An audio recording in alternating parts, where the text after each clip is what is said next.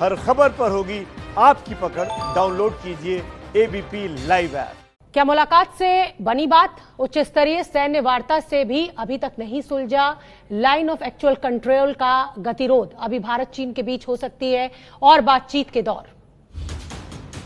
भारत चीन सैन्य वार्ता में विवाद अभी नहीं सुलझा है। हालांकि ये बहुत ही उच्च अधिकारियों के स्तर की बैठक थी और ऐसा माना जा रहा था कि कुछ ना कुछ हल जरूर निकलेगा। लेकिन हाँ, विदेश मंत्रालय से जो प्रतिक्रिया सामने आई है वो ये कि सकारात्मक दिशा में ये बैठक आगे बढ़ी।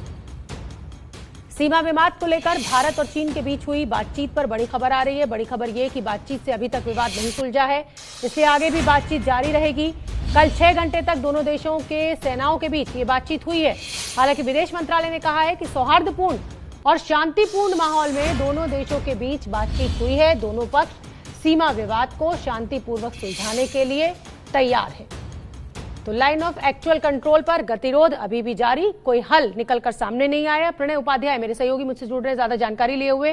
प्रणय, जैसा कि लगातार हम अपने दर्शकों को बता रहे हैं कि ये बैठक लगभग 6 घंटे तक चली और बहुत उच्च स्तरीय अधिकारियों की ये बैठक भी थी। हल की उम्मीद की जा रही थी लेकिन कुछ हल निकला नहीं। क्या मायने निकाले?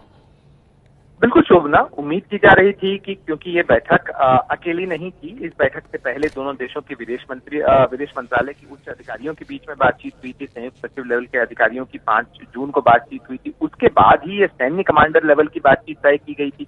तो लिहाजा उम्मीद थी कि इसके अंदर समाधान का कोई रास्ता निकलेगा, क्योंकि जब इतने उच्च स्तर के अधिकारी मिलते हैं तो निश्चित रूप से मिलने से पहले कुछ तैयारी होती है, कुछ बातचीत होती है और उस बातचीत में स्वाभाविक रूप से कोशिश होनी चाहिए कि इसका समाधान निकले। लेकिन फिलहाल जो विदेश मंत्रालय की तरफ से बयान आया है, उस बयान के अंदर इसका कोई इंडिकेशन नहीं है कि क्या कोई फॉर्मूला तय हुआ है जिससे कि चीन अप्रैल 1 के पहले की स्थिति में वापस लौट सके। और चूंकि ये नहीं है और केवल यही कहा गया है कि ये बातचीत हुई, सकारात्मक तरीके से बातचीत हुई, सौहार्दपूर्ण माहौल में बातचीत हुई, लेकिन अभी बातचीत का दौर जारी रहेगा। यानी अभी दोनों देशों के बीच में कूटनीतिक और सैन्य स्तर की वार्ताओं के और दौर भी हो सकते हैं। यानी स्वाभाविक रूप से अभी समाधान का भी रास्ता नहीं निकला है, न चीन पीछे कदम खींचने पर तैयार हुआ है और न ही जो आपत्तियां और ऐतराज जताते हुए उसने अपने सैनिकों के तंबू गाड़े थे उन्हें उखाड़ने के लिए तैयार हुआ है। तो निश्चित रूप से ये फिलहाल तो यही बताता है कि ये गतिरोध इस समय न केवल जारी है, फिलहाल कुछ दिन और भी चल सकता है जब तक कि ये बातचीत किसी निष्कर्ष पर नहीं पहुंचती। बहुत बहुत धन्यवाद प्रणय इस पूरी जानकारी के लिए। तो हम आपको बता दें कि बैठक में सीमा विवाद को लेकर बहुत लंबी बातचीत हुई। बैठक में भारत ने 2 टूक बात रखी है। एबीपी न्यूज पर हम आपको उस बैठक में क्या बात हुई, भारत ने किन किन मुद्दों पर अपनी बात आगे रखी, ये रिपोर्ट दिखा रहे हैं। इसको देखकर आप समझिए।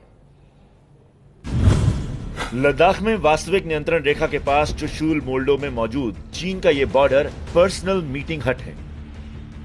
इसी बीपीएम हट में करीब 5.5 घंटे तक भारत चीन के बड़े सैन्य अधिकारियों ने एलएसी पर तनाव कम करने के लिए मंथन किया, लेकिन नतीजे को लेकर कोई आधिकारिक ऐलान नहीं हुआ है। एबीपी न्यूज को सूत्रों से मिली जानकारी के मुताबिक बैठक में भारत ने साफ कर दिया है कि चीन को हर हाल में अप्रैल की शुरुआत वाली स्थिति में लौटना होगा। यानी लद्दाख के जिन विवादित इलाकों में चीन ने अपने सैनिकों साजो सामान को तैनात किया, उन्हें वहां से हटाना होगा। यही नहीं, भारत ने चीन से 2 टूक कह दिया है कि वो सीमावर्ती इलाकों में सड़क और दूसरे निर्माण कार्य नहीं रोकेगा, क्योंकि ये काम भारत अपने इलाके में कर रहा है। एक तो जो चीन की फौज है अंदर आ गई है भारत के लाइन ऑफ कंट्रोल के, वो वापस जाए। और इसके साथ दूसरा जो पॉइंट है, जो इंफ्रास्ट्रक्चर डेवलपमेंट भारत अपनी तरफ कर रहा है वो कंटिन्यू करता रहेगा। तो ये 2 मुद्दे हैं भारत की तरफ से और हम इसके ऊपर स्टिक करेंगे और इसके ऊपर कोई कॉम्प्रोमाइज नहीं है। लेकिन सवाल ये है कि क्या चीन ने भारत की मांगे मान ली हैं? क्या चीन झुकने को तैयार हो गया है? इस सवाल का जवाब आज मिलने की उम्मीद है, जब सरकार या सेना की तरफ से कोई बयान आएगा। कल बैठक में जो भी बातें हुई उसका लेखा जोखा सबसे पहले lieutenant general Harinder Singh, DGAO lieutenant general YK Joshi को देंगे। फिर सेना प्रमुख, विदेश मंत्रालय और देश के राजनीतिक नेतृत्व को जानकारी दी जाएगी। आखिर में आकलन के बाद ही कोई बयान आने की उम्मीद है। इस समय बिना लड़ाई के काम चल जाए तो बहुत अच्छा है, पर अगर इस सेक्टर में लद्दाख से लेकर तवांग तक की जो सेक्टर है उसमें हमारे जो सोल्जर्स हैं और हमारी जो एम्यूनिशन आर्म्स हैं टोटली पूरे हैं, सब कुछ ठीक है। जीत उसमें हमारी होगी और चाइना को पता है कि इस एरिया में वो नहीं जीत सकते इंडिया। अटकलें ना लगें, इसलिए बैठक शुरू होते ही भारतीय सेना ने एक आधिकारिक बयान जारी कर दिया था, जिसमें लिखा था कि भारत और चीन के अधिकारियों के बीच सीमा की मौजूदा स्थिति से निपटने के लिए सैन्य और राजनयिक स्तर पर बातचीत चल रही है। इसलिए इस समय निराधार रिपोर्टिंग सही नहीं है और मीडिया को ऐसी रिपोर्टिंग से बचना चाहिए। भारत की तरफ से लेह में 14वीं कोर के commander lieutenant general Harinder Singh ने नेतृत्व किया, तो चीन की तरफ से दक्षिणी शिनजियांग मिलिट्री डिस्ट्रिक्ट के कमांडर मेजर जनरल लियू लिन ने किया। लेकिन इस बीच दोनों देशों के सैन्य कमांडर्स की रैंक को लेकर भी विवाद खड़ा हो गया। सवाल उठे कि क्या भारत के लेफ्टिनेंट जनरल स्तर के अधिकारी को चीन के एक पायदान नीचे मेजर जनरल स्तर के अधिकारी के साथ बैठक करनी चाहिए थी? जवाब में सेना मुख्यालय के सूत्रों ने साफ किया कि ये बैठक रैंक स्तर की नहीं बल्कि पोस्ट यानी बराबर ओहदे वालों की थी, क्योंकि चीन में भारत की सैन्य कोर के समकक्ष चीन की मिलिट्री डिस्ट्रिक्ट होती है, तो उसके कमांडर ही मीटिंग में हिस्सा ले सकते थे। रैंक और ओहदे के इस विवाद से इतर जब भारत में लेफ्टिनेंट जनरल हरिंदर सिंह की चर्चा हुई तो चीन में भी मेजर जनरल लियू लिन के किस्से छा गए।